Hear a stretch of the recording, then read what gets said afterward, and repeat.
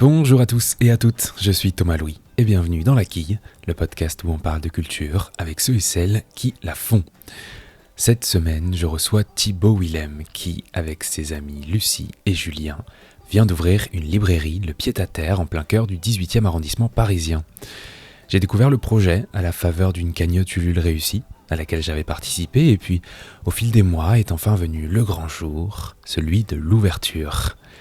Alors, le Pied-à-Terre, c'est une librairie indépendante généraliste qui se veut vivante et ouverte sur son quartier, entre littérature, essais ou encore livres jeunesse.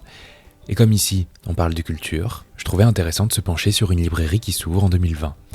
Alors un matin d'octobre, je me suis rendu à la librairie au 9 rue Custine, une petite heure avant l'ouverture, et j'ai rencontré Thibaut, l'un des membres du trio de libraires. Et ensemble, on a parlé du choix du quartier, élément important lorsqu'on ouvre un tel commerce, de la manière dont le financement se met en place pour créer une librairie ou encore de comment un tel lieu d'échange et de rencontre installe son esprit au fil des semaines. Bonne écoute. Bonjour Thibaut. Bonjour. Alors, si j'étais lourd, je dirais que nous sommes dans ton pied-à-terre. Mais je vais me contenter de dire que nous sommes dans votre toute nouvelle librairie, le Pied-à-Terre, donc, que vous venez d'ouvrir le 22 septembre avec Lucie et Julien. Alors, on va planter le décor. On va revenir un peu sur la genèse de ce projet déjà, qui n'est pas un projet anodin, surtout cette année. Ouvrir un lieu, en l'occurrence une librairie, c'est un sacré enjeu aujourd'hui. Alors derrière le Pied-à-Terre, vous êtes 3. Lucie et toi, vous vous connaissez depuis 2011. Vous viviez à Lille, vous avez déménagé à Paris, vous avez rencontré Julien il y a quelques années. T'as des sources. J'ai un peu des sources. Encore en 2015-2016, vous avez rencontré Julien. Et alors, l'idée de cette librairie, elle est née en 2019, mais alors comment, pourquoi, on veut tout savoir. Alors en fait, effectivement, par où ça a commencé ? Si je remonte assez loin, effectivement, Lucie, je l'ai rencontrée à Lille en 2011. À l'époque, j'ai commencé à travailler dans une librairie là-bas, où j'étais une librairie qui appartenait aux éditions L'Harmattan et où j'étais chargé de la gérer, quoi, en tant qu'employé. Ouais. Et elle travaillait dans le monde du livre à l'époque, dans un réseau de diffusion, un réseau social du livre qui s'appelle toujours Libfly. Et on s'est rencontrés comme ça, mais aussi parce qu'on avait beaucoup d'amis en commun. Et puis assez vite, c'est des discussions qui ont émergé. Et ça a émergé un petit peu plus à l'époque où L'Harmattan, en tout cas la librairie L'Harmattan de Lille a fermé, donc fin 2013. Mais pour une raison ou une autre, on se sentait pas prêt. Et elle était déjà venue habiter à Paris depuis quelques mois. Moi, je me sentais pas de faire ce truc-là à ce moment-là de ma vie. Et c'est passé. Et puis voilà, les années passant, on est très proches. Je suis arrivé parce que je trouvais plus de boulot dans le métier, en tout cas à Lille, en tout cas pas qui m'intéressait suffisamment à Paris, dans une librairie dans le 20e qui s'appelle Le Merle Moqueur. Et c'est là que j'ai rencontré Julien, qui lui travaillait déjà là-bas. Donc assez vite, on s'est liés. Eux-mêmes se connaissaient, parce que c'est-à-dire que Lucie était devenue entre-temps en relation libraire, une maison d'édition qui s'appelle Le Tripode.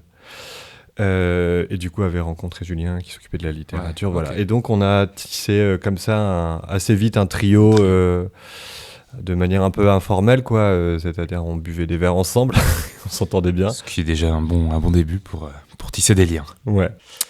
Et alors après, du coup, en fait, c'est des choses, c'est comme un... Je sais pas, c'est comme le projet... C'est comme un espèce de projet de vie qui émaille des discussions régulièrement. Vous voyez, c'est genre... tu vas acheter ta baraque, tu vas refaire ci, tu vas partir dans les Cévennes. Et puis un jour, il se trouve que les conditions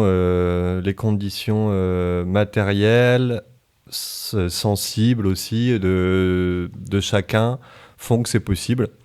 Et donc nous, ça s'est passé effectivement en 2019, où on était un peu un tournant, tous les trois, de nos moments professionnels. Et on s'est dit... Et un de ces tournants, c'était vraiment un désir d'indépendance, quoi.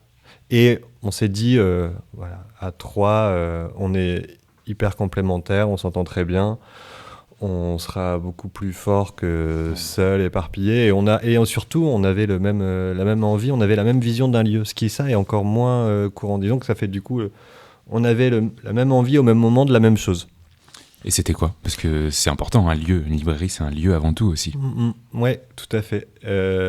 Eh bien, c'était de faire une... c'est pas hyper original, c'est un peu le tropisme de ce qu'on appelle la librairie indépendante, même si il y a pas que, il y a des librairies, très bonnes librairies qui sont pas forcément indépendantes, et l'inverse aussi. Mais c'est, disons, en tout cas, de manière générale, ce qu'on entend sous ce cycle-là, c'est le fait de faire une librairie généraliste, mais qui met un peu en avant certaines choses, certaines particularités. Voilà.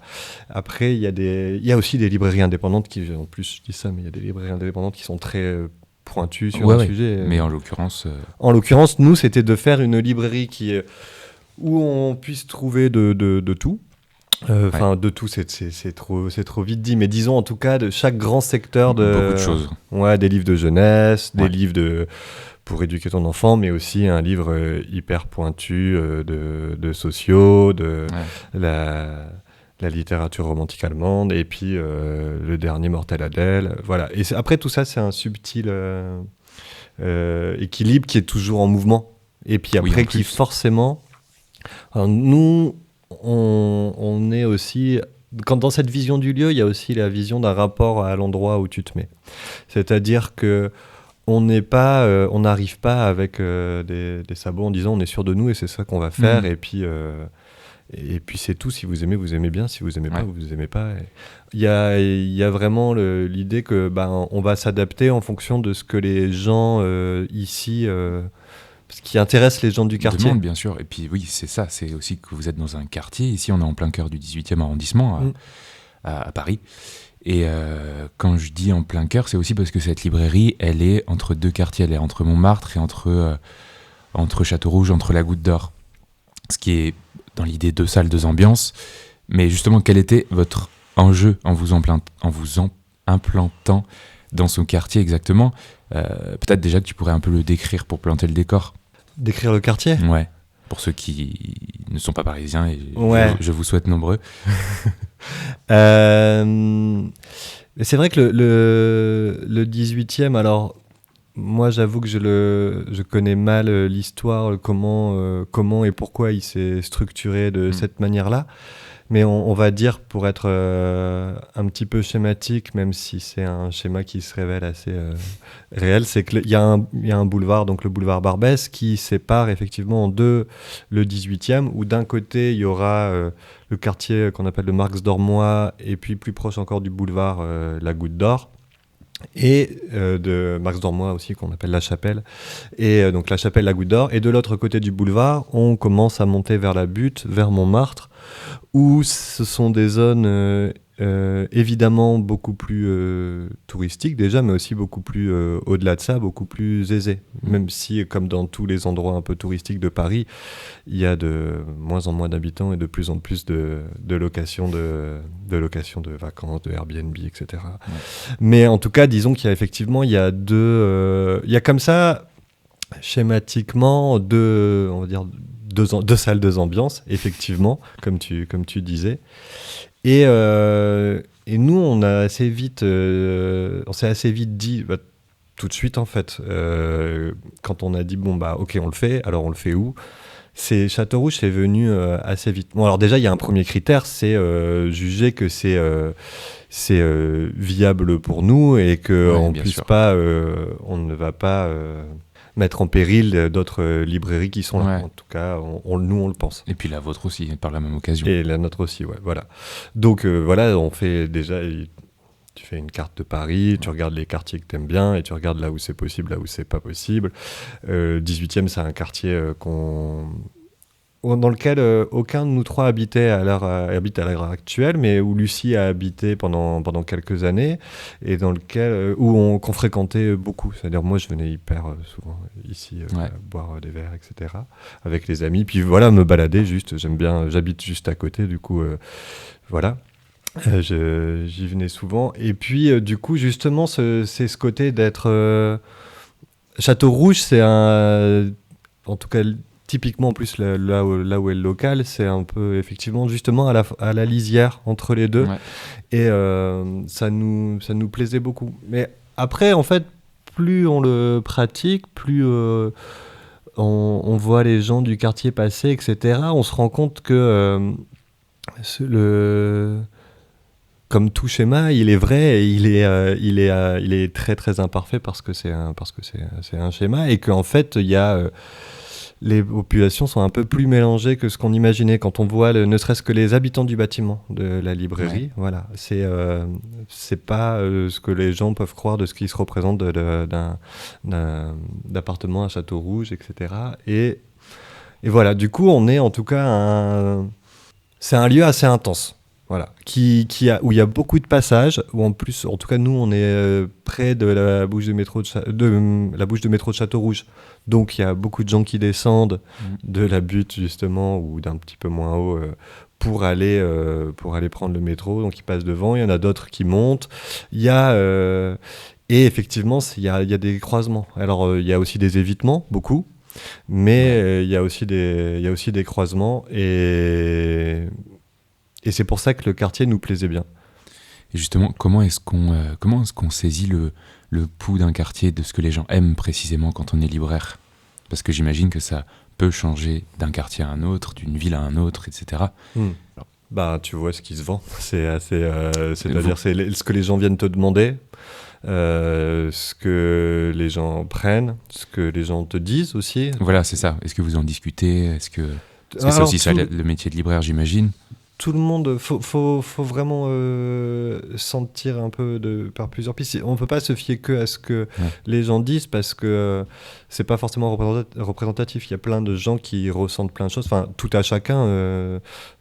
Tu vas dans un endroit que ce soit un cinéma ou un commerce, tu penses quelque chose, tu vas pas donner ton avis. La librairie, c'est un petit peu plus particulier. Effectivement, les gens l'expriment plus facilement, mais quand même, il y en a plein qui peuvent penser tout un tas de choses, en bien ou en mal, et ne pas le dire. Donc, faut voir déjà ce qui part, et puis après, effectivement, et savoir écouter ce que les gens disent. S'il y a 3 personnes qui viennent te demander tel type de bouquin et qui a l'air déçu que tu ne l'aies pas, voilà, faut... Mais il y a aussi savoir convaincre, il y a aussi savoir conseiller. Il y a aussi cette facette du métier de libraire, qui n'est pas que de s'imprégner de ce que les gens aiment, mais aussi de leur faire aimer des choses qu'on a aimées, qu'on juge qualitatives, etc. Ce qui est aussi un métier subjectif, j'imagine. Ben, ça se voit sur le temps long. C'est-à-dire que quand tu vois que tu as réussi à fidéliser des gens qui reviennent, qui te redemandent conseil, qui te disent j'ai aimé ça, ou juste qui vont fouiller dans ton rayon parce qu'ils aiment bien comment tu l'as achalandé. Ça c'est très chouette. Moi, c'est quelque chose dont on a pas mal discuté. On aime bien tous les trois d'envisager le métier comme une espèce de mise en scène. En fait, c'est un truc ce qui est rigolo, c'est que tu le rejoues en permanence. Alors c'est à des échelles ridicules, mais c'est quel livre tu mets à côté de tel autre. Ouais, et puis les petits, je sais pas comment on appelle ça. Les petits... c'est les coups de cœur. Les petits cœurs, là, des petits bouts de papier qu'on met sur les livres. Les notules. Ça, c'est quelque chose que tu trouves dans un peu... c'est aussi un autre tropisme de la librairie indé. Et pas que d'ailleurs, parce qu'il y en a maintenant... je pense qu'il y a on peut aussi trouver des mots dans les FNAC, etc. Et tant mieux. Moi, c'est un truc que quand j'avais commencé le métier, par exemple, je ne faisais pas. Et en me disant que les livres étaient là, les gens choisissaient ce qu'ils voulaient. Et en fait, je crois que c'était une espèce de... Après coup, je me suis dit c'était une espèce de snobisme, je crois, de ma part, de ne pas vouloir faire ça, parce qu'en fait... c'est des petits guides et justement il y a la plupart des gens aiment bien. C'était en fait je voulais pas intervenir là-dessus en me disant s'ils discutent on en discute, mais voilà, c'est là, ils regardent et... Ouais, alors que justement, précisément, un libraire, c'est aussi une personne qui vit le quartier, qui commence à connaître ses clients au bout d'un moment et qui a le droit de conseiller des Bien choses. sûr, non, après, le conseil, heureusement, j'ai toujours fait, sinon j'aurais pas fait ce Ouais, boulot. bien sûr, mais tu sais, il y a parfois, moi, je vais dans des librairies où j'y vais pour le libraire. Bien sûr. Tu vois, je pourrais me déplacer. D'ailleurs, c'est un truc intéressant, c'est qu'en fait, contrairement à ce qu'on imagine, dans une ville comme Paris, en tout cas, où il y a beaucoup de librairies, mais c'est un cas assez particulier à Paris peut-être, les personnes qui vont en librairie sont rarement très fidèles. Enfin, absolument fidèles, on va dire. C'est-à-dire qu'elles ont souvent plusieurs librairies dans lesquelles elles vont en fonction de leur humeur, en fonction de leur... elles savent qu'elles vont trouver plutôt tel truc là et tel autre truc là-bas. Et ça, c'est quelque chose d'intéressant parce qu'on imagine la personne qui a sa librairie et qui y va toujours. Il y en a, hein, évidemment. Il y a aussi ceux qui habitent à côté, de coup ils vont plus proches, et évidemment. Mais globalement, il y a, quand il y a une offre de librairie qui est assez large, les gens bougent un petit peu, ou même en fonction. Mais je sais pas, moi-même quand j'ai les périodes où je travaillais plus en librairie. Et où, du coup, je me baladais des fois, et selon où j'étais, selon même ce dont j'avais besoin envie, j'allais dans plein de librairies. Là où j'habite, il y en a 3 qui sont à 6-7 minutes dans chaque direction. Et du coup, j'allais dans les 3, quoi. Enfin, ça se tient. Bah ouais.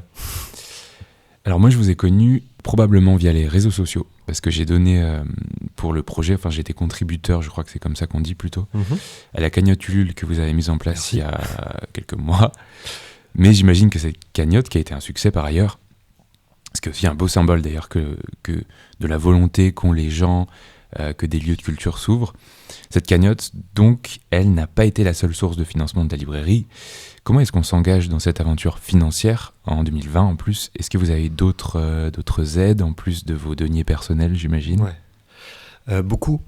La librairie, c'est un commerce qui peut potentiellement être assez aidé. Je dis potentiellement parce que c'est pas toujours le cas, ça dépend de plein de choses.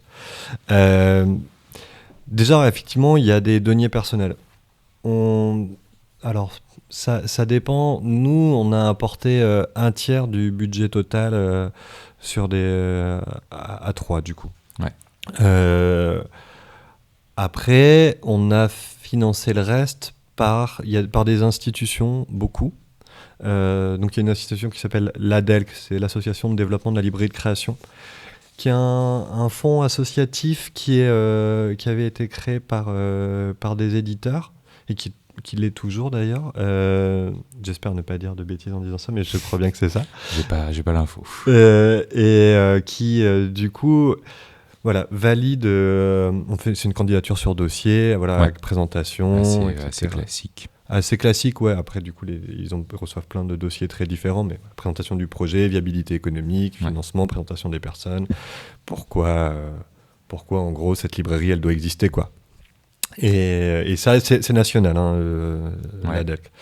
Et donc, eux, c'était sous forme de prêt à taux zéro. Et puis, ils ont aussi vraiment une aide organisationnelle, c'est-à-dire qu'ils ont une vraie expertise de ce que c'est que de faire une librairie, d'en lancer une et de la gérer.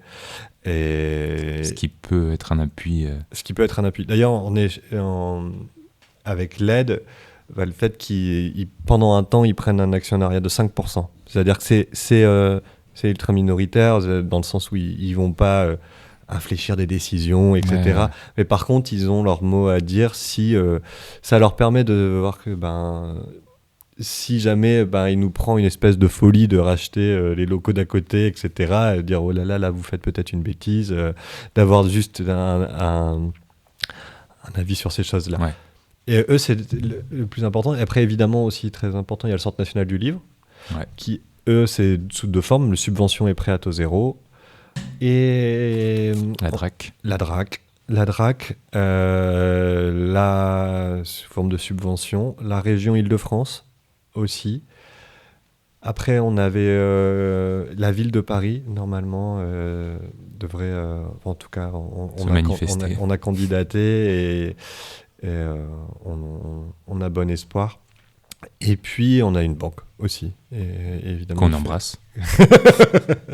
En tout cas, c'était intéressant la question de la banque parce que, du coup, c'est assez révélateur de ce que c'est que de créer une librairie parce que, en fait, on se retrouve à apprendre plein de métiers très vite. Je dis pas qu'un métier, j'exagère, mais on se retrouve plein de domaines très rapidement. Qu'être gestionnaire, c'est un vrai point, j'imagine, quand on ouvre un commerce. Bah alors la gestion, là, on est en train de l'apprendre seulement. Ouais. Et on va galérer un petit moment.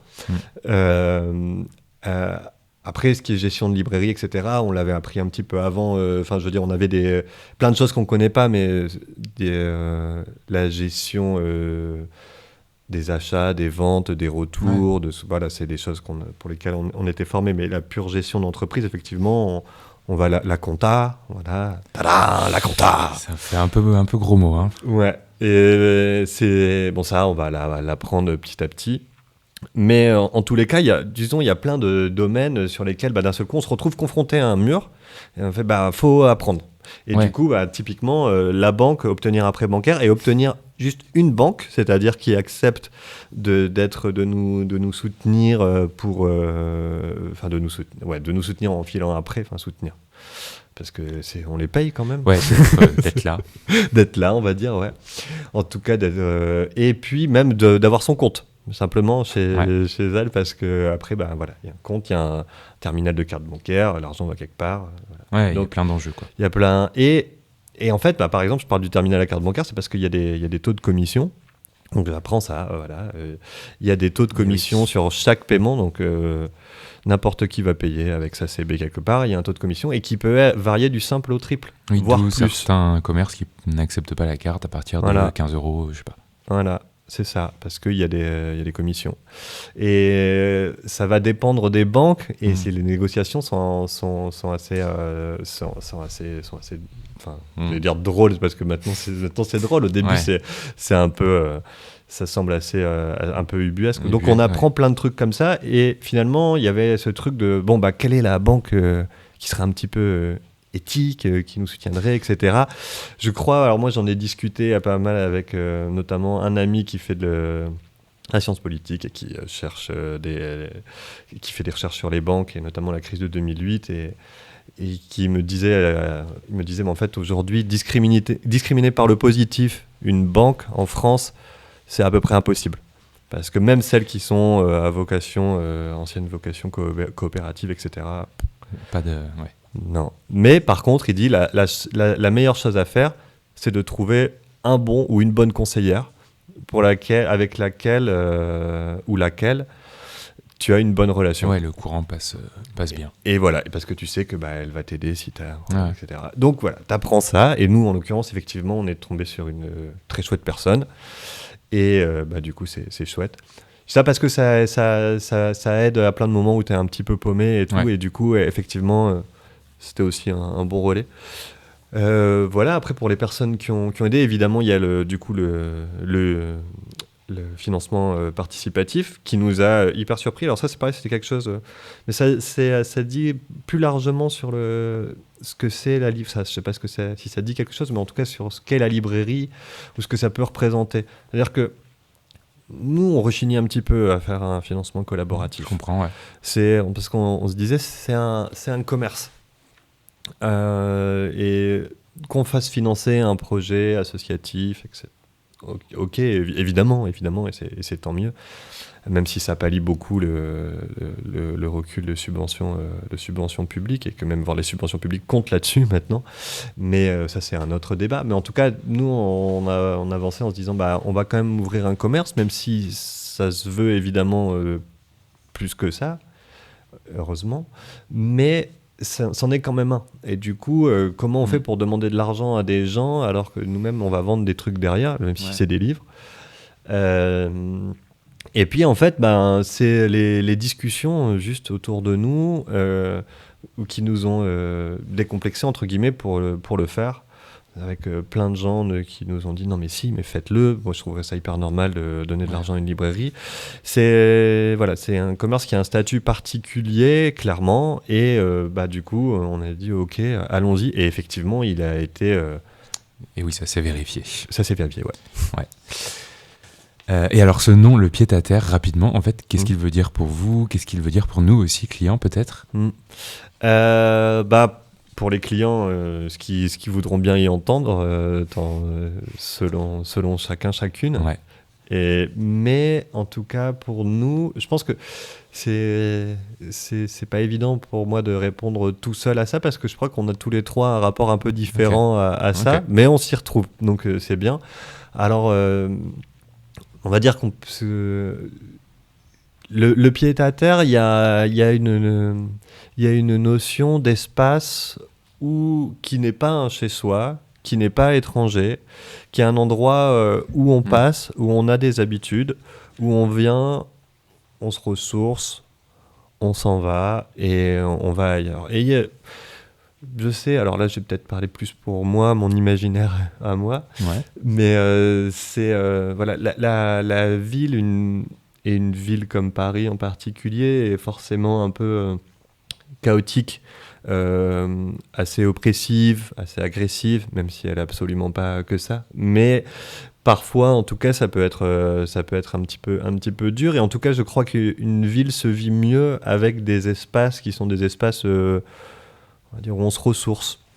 Et un endroit un petit peu calme, enfin, disons calme, pas forcément calme en fait, en tout cas, mais en tout cas un endroit un peu différent où on trouve d'autres choses. Et en fait, le pied-à-terre, c'est un petit peu ça. Et en l'occurrence, il se trouve qu'on a trouvé le local, si ça lui va assez bien, parce que voilà, il y a une petite cour qu'on voit avec plein de... On a la chance d'avoir une voisine qui est fan de verdure, et du coup c'est rempli de verdure, donc c'est très agréable. En lui-même c'est assez calme, c'est pas trop bruyant, alors que si on sort dans la rue, c'est la fête.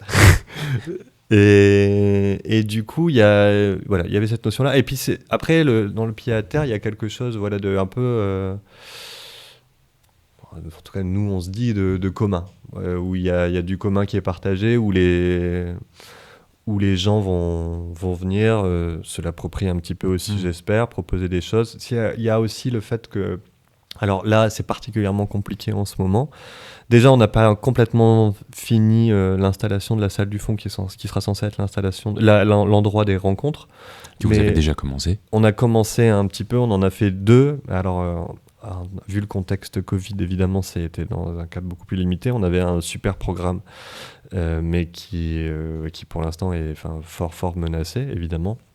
Mais en tout cas, la salle du fond, on a encore un petit peu de mobilier à avoir au milieu, mais sera dédiée vraiment à faire des rencontres, des ateliers, des projections, plein de choses, pour être aussi, c'est aussi ça, dans le sens, le pied-à-terre, c'est aussi un petit peu un lieu.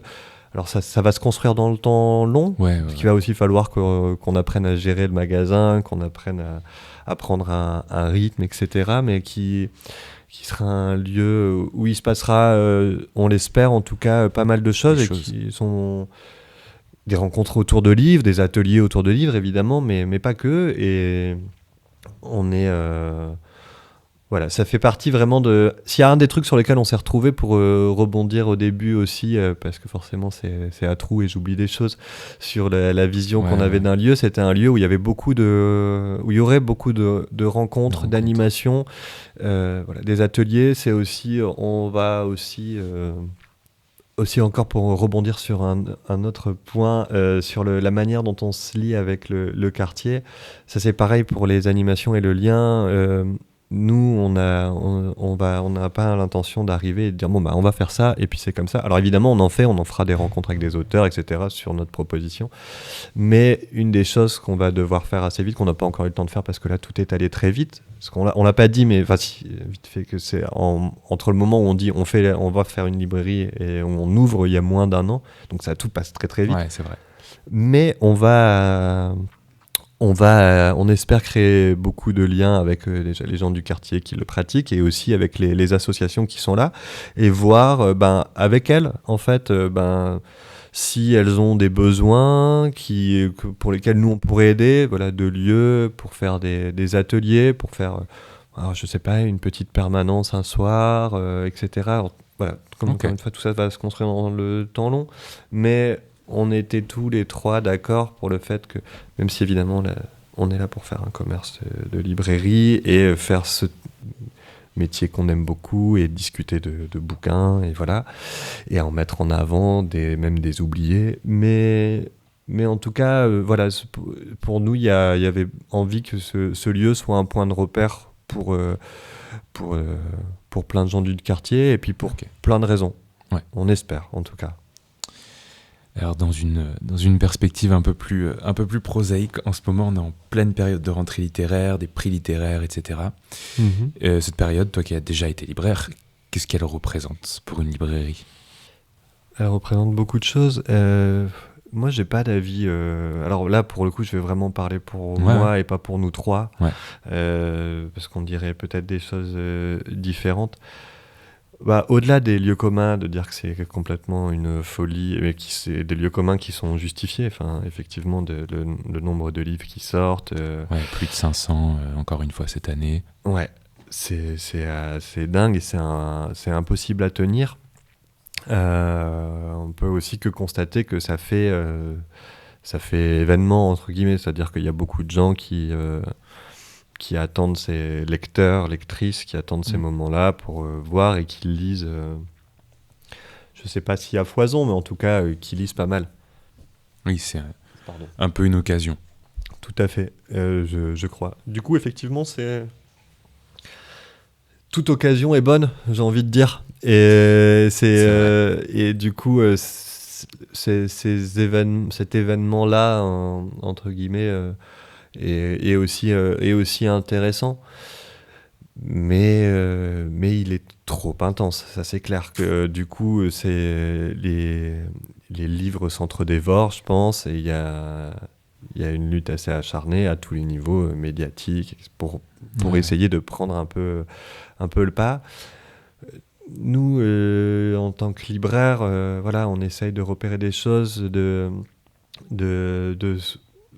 fois, je sais pas, lire des choses qui sont très demandées de base, parce que les gens forcément en entendent parler partout, donc vont nous demander un avis. Ça, faut essayer de le faire, mais aussi évidemment d'essayer d'en trouver d'autres plus qui ont eu moins de chance médiatique, on va dire, et les mettre en avant. Après, il y en a un par exemple là, ce serait l'occasion.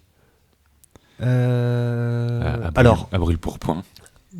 Alors il y a moi, en tout cas dans les 3-4 que j'ai lus, il y a Laurent Petit-Mangin, ce qu'il faut de nuit, mais donc quand même je pense qu'il est un petit peu défendu. Oui, il a un peu fait, il a eu quelques échos, Ouais, il a eu quelques échos, donc mais c'est une petite maison. Ouais, voilà. En tout cas, c'est pas non plus le truc dont personne n'a entendu parler, mais en tout cas, ouais, moi je l'ai beaucoup apprécié. Chez la Manufacture de Livres. C'est ça, tout à fait. Et je suis la mauvaise personne des trois pour les coups de cœur underground de la rentrée littéraire. Eh bien, je vais te poser la dernière question que je pose à tous mes invités. Est-ce que tu as plusieurs coups de cœur culturels que tu aimerais nous partager ? Ouais, carrément. Récent, du coup. Si tu veux. Ok. Récent, je dirais. Pour rester sur la rentrée littéraire, mais pas underground non plus. Moi, j'ai beaucoup aimé le livre de Lola Lafont. Qui sera à la librairie quand, le 17 novembre ? Le 17 novembre, on l'espère fort. En tout cas, elle a accepté de venir et on serait hyper content de la recevoir, parce que moi, c'est un roman qui m'a vraiment touché, que j'ai lu, j'ai dévoré, quoi. Je l'ai lu très vite pendant les quelques jours de vacances que j'avais, et j'ai trouvé ça assez incroyable de subtilité. Elle aborde des thèmes qui sont très très denses, très très durs aussi, et notamment celui du pardon, ou comment on fait pour vivre avec un traumatisme assez fort. qui soit le nôtre, ou personnellement surtout, mais aussi celui d'une communauté à laquelle on appartient. Aussi la question de ce que c'est qu'une culture légitime, transfuge de classe aussi, quand on vient d'un milieu, qu'on arrive dans un autre. Voilà, tout ça, tout un tas de questions qui sont très, très, très denses, qui, moi, me touchent particulièrement et que je trouve, elles gèrent très bien traitées, quoi. de manière assez incroyable.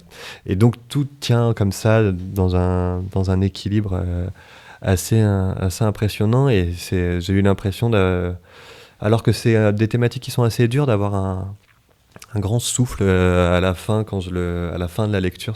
C'était très bien. Et puis sinon, allez, j'en fais 2 autres vite fait.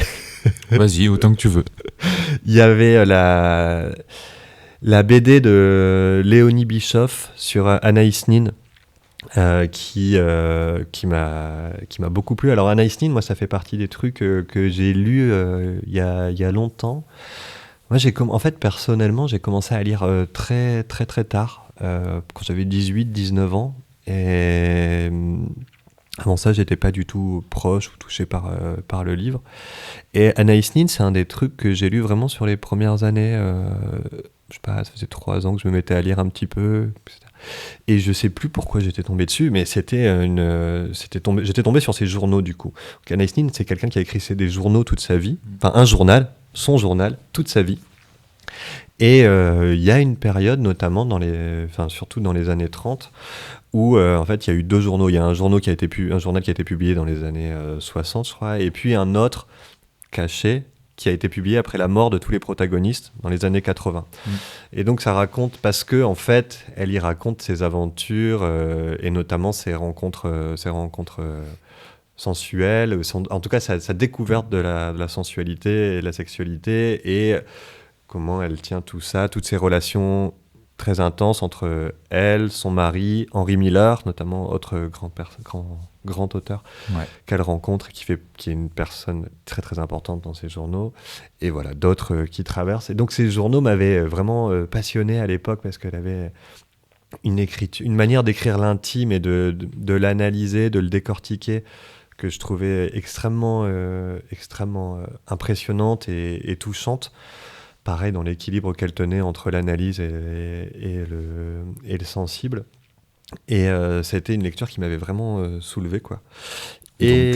Donc cette BD. Et cette BD, alors du coup j'y étais par curiosité, assez méfiant de base des BD biographiques, mais bon, parfois elles sont réussies, donc j'y ai été comme ça, mais un peu presque en me disant, ça va me rappeler l'univers d'Anaïs Nin.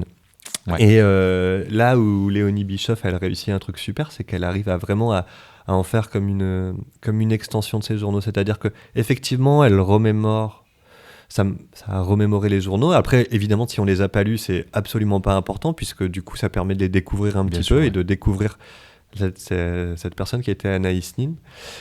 Mais elle arrive, par son dessin, à illustrer la tempête intérieure d'Anaïs Nin, les émotions qui la traversent, et je trouve qu'elle le fait vraiment magnifiquement bien. Donc, à la fois, on découvre cette personne qui est, moi je dirais Anaïs Nin, c'est un peu quelqu'un qui est un peu sublimement amoral, quoi. Et il y a quelque chose où elle suit une voie qui peut être encore aujourd'hui très, très perturbante, mais elle est dictée par quelque chose, par une espèce de voix intérieure, on va dire, de foi en quelque chose, a envie de vivre des choses intensément, et on la suit comme ça dans son parcours, et c'est assez bouleversant, et son dessin là-dessus est vraiment, vraiment très très beau, et très, très inspirant, quoi. Très recommandable. Et très recommandable, carrément. Ok, et un petit dernier.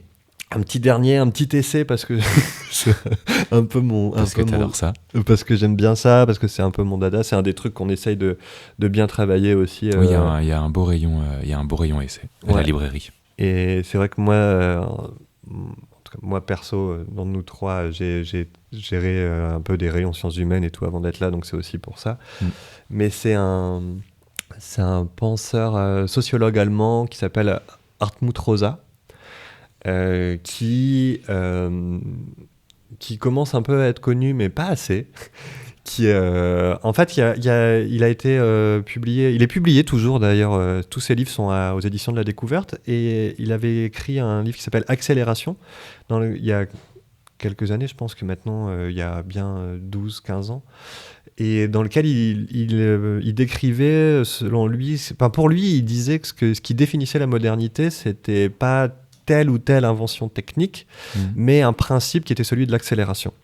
C'est-à-dire, en fait, pour lui, la modernité, c'était le moment où l'Occident est rentré dans un mouvement dans lequel il fallait aller toujours plus vite, et un mouvement anthropique, c'est-à-dire l'accélération qui dépasse toujours, voilà, qui est censé toujours accélérer.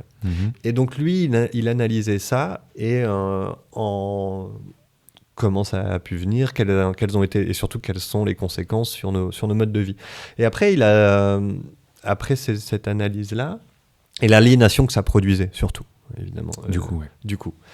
Et en fait, il a créé un concept qu'il appelle de résonance, dans un livre assez masse qui s'appelle Résonance, qui est très bien, pour lequel d'ailleurs je l'avais reçu dans la librairie où je travaillais précédemment, et c'est du coup un de mes plus beaux souvenirs de modération de rencontre.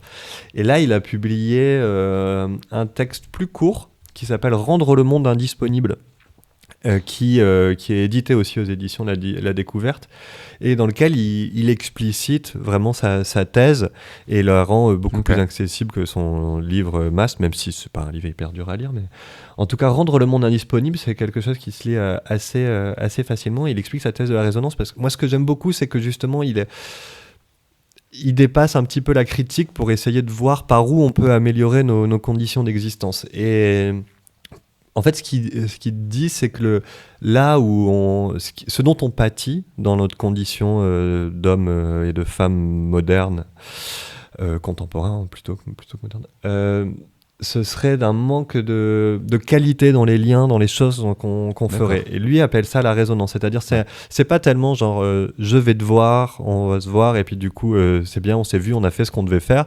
C'est la manière dont on va parler l'un à l'autre. C'est la manière dont on va pratiquer un sport. C'est la manière dont on va pratiquer le dessin. C'est la manière dont on va aller marcher. Et pour lui, en fait, sa qualité, voilà. Et pour lui, en fait, c'est la question de la disponibilité qui fait que les choses peuvent avoir de la valeur. C'est-à-dire que quelque chose qui est toujours disponible n'a pas le même goût que quelque chose qu'on peut ne pas avoir, qu'on peut ne pas trouver, qui est incertain, qui du coup est indisponible. Et quand on le vit, quand on le trouve, ça nous donne un sentiment d'être au monde, voilà, plus inspirant. Alors c'est rigolo parce que ça pourrait être vu dit comme ça, comme quelque chose qui sont des approches qu'on rangerait dans le développement personnel, pas forcément intéressantes, etc. Alors que en fait, peu importe les catégories, son bouquin, il est hyper bien, quoi. En tout cas, félicitations, ça m'a convaincu. Et ça s'appelle « Rendre le monde indisponible » de Hartmut Rosa. Merci pour ces conseils avisés de libraire. Merci à vous pour l'entretien. Et puis, très chouette. Merci beaucoup. Amis parisiennes et parisiens, la librairie s'appelle Le Pied-à-Terre. Elle est au 9 rue Custine dans le 18e arrondissement. Et c'était Thibaut pour vous servir. Merci Thibaut. Merci beaucoup. Et bien voilà, la quille, c'est terminé pour cette semaine, mais on se retrouve évidemment la semaine prochaine avec un nouvel entretien et un nouveau ou une nouvelle invitée pour parler de culture. En attendant, n'hésitez pas à suivre la quille sur les réseaux sociaux et à vous abonner au podcast, évidemment. Merci beaucoup pour votre écoute et à la semaine prochaine.